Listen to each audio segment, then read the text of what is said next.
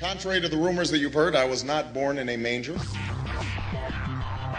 I was actually born on Krypton and sent here to save the planet Earth.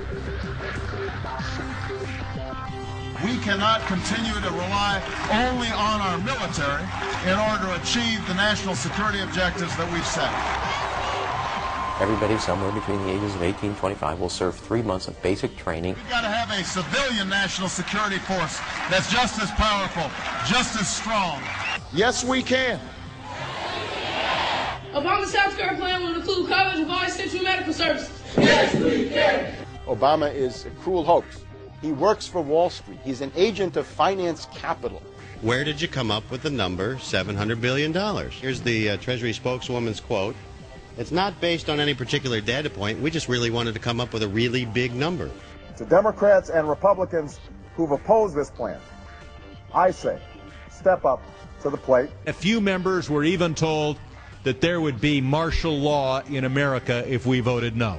Secretary Henry Paulson is no George Washington. I don't think anyone questions, Mr. Kashgari, that you're working hard.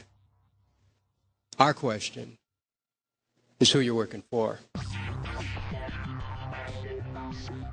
Obama pledged that he would resume the Security and Prosperity Partnership talks between Mexico and Canada that President Bush initiated. The old boss is starting to look a lot like the new boss. Robert Gates is going to remain on the job as defense secretary for at least a year. Plenty of sources knew about this meeting, told us and others that it was at Hillary Clinton's house, but clearly it wasn't. We've got to give them a stake in creating the kind of world order that I think all of us would like to see. We see you causing a depression so you can blow out the economy and consolidate it and bankrupt it.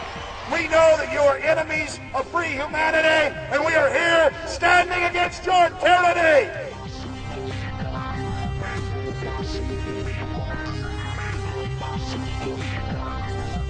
The Obama deception. The truth strikes back.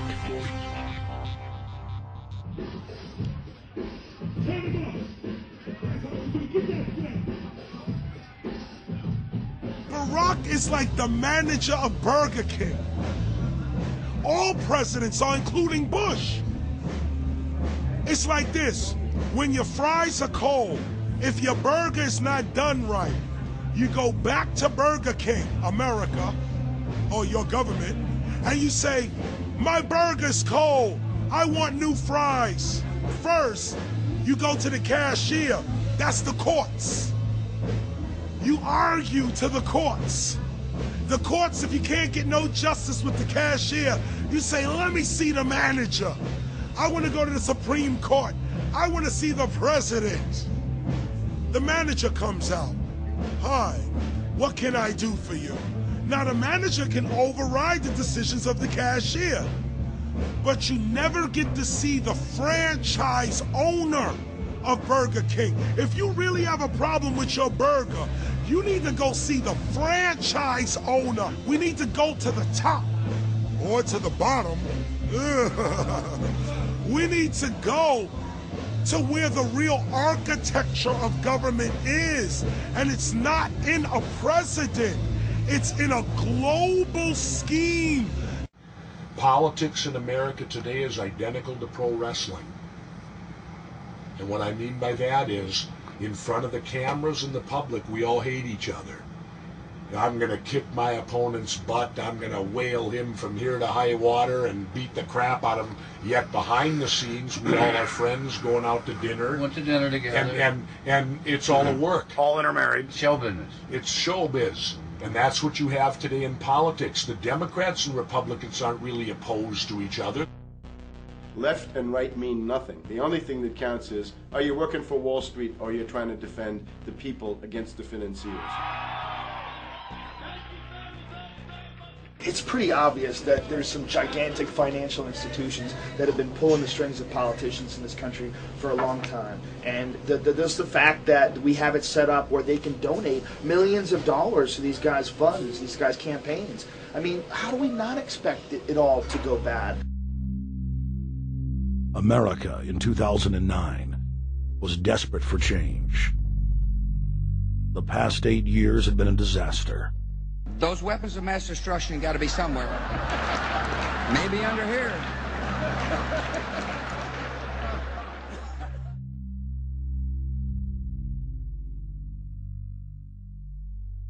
George W. Bush, who had claimed to be a conservative, had tripled the size of the federal government, shredded the Constitution, and destroyed the image of the United States worldwide. Nope, no weapons over there.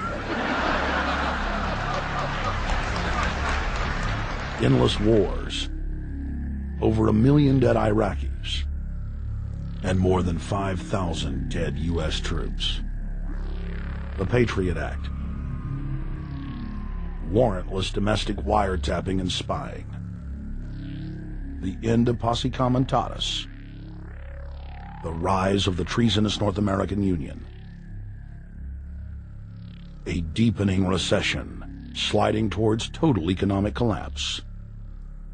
These factors and other abuses had the American people in a state of panic for their future and the very existence of the United States. The elite were in trouble. The people were beginning to see through their facade, past their front man, and to the ruling elite behind the throne.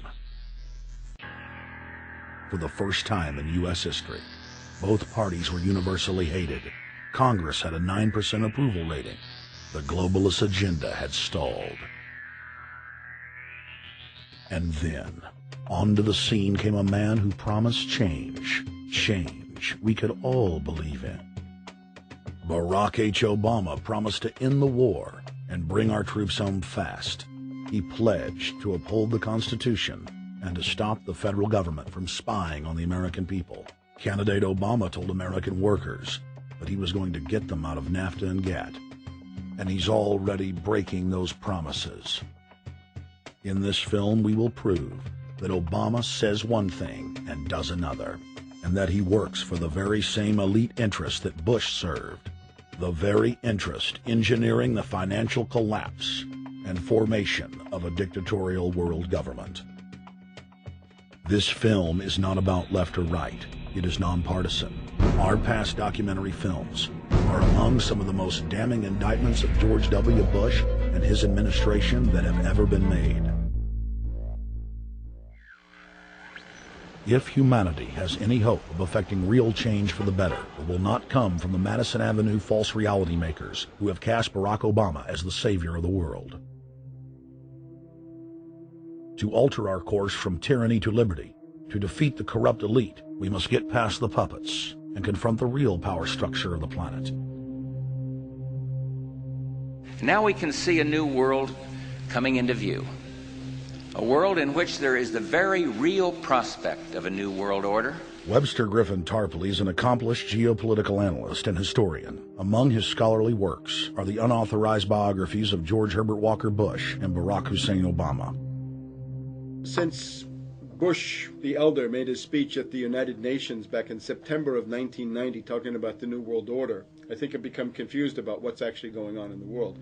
The New World Order is a more palatable name for the Anglo-American world empire. It's the planetary domination of London, New York, Washington over the rest of the world. It's hard to get people to join that or think they have a part in it if you call it the Anglo-American world empire. If you call it the New World Order, then people in India or someplace like that or the European Union might think, well, there's something in that for us too. But that's not what it is. It's the Anglo-American New World Order. It's really the old world order. It's the British Empire morphing into the American Empire. The U.S.-British world empire is what you're going to get. Combines of powerful men have always battled with each other over the levers of power. Gerald Celente is recognized as one of the world's foremost trends forecasters and is the founder of the Trends Research Institute.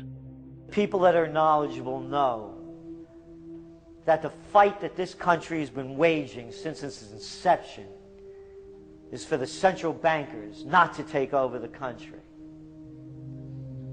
And that's why people like Andrew Jackson were elected. And that's why people revere people like Thomas Jefferson and others. The takeover's happened, and it's a corporate takeover.